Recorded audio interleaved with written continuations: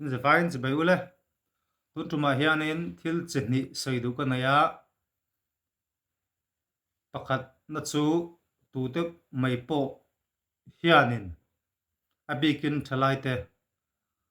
kan tuina zong aizen na business kan tan don ani chuanin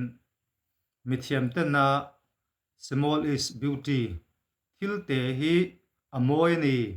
anlo ti thidangin mi angin nei le lu lo ma ila kan thiam kan fin na kha mi angin wathukin varil te chem lo ma sala kan thil ti tu ma kha kan tui zong ani chuanin tuna keima ni dinhmun kan thiam kan fin na te le kan sum dinhmun atanga tan tap mai turani than khat hi chuanin rawh pui taka tan hal kan tuma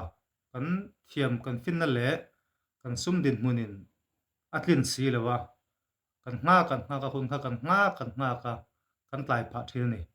chuwang chuanin i thil ti tum kha i chianga i tuina ani chuanin tuna i dinhmun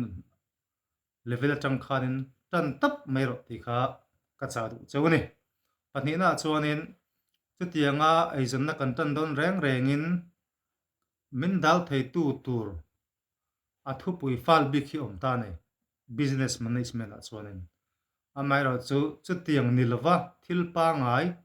hrim engmaw neu e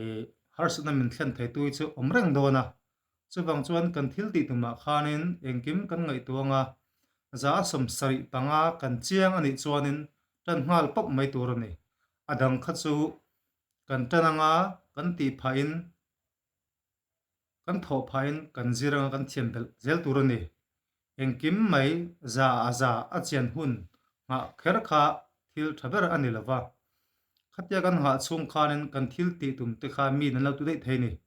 chuwang chuanin mithiam te nan lo soyangin thil kan ti do ani chuanin keima ni ya thil kan zir chianga thil om dan za sum sari panga vel kan chiang ani chuanin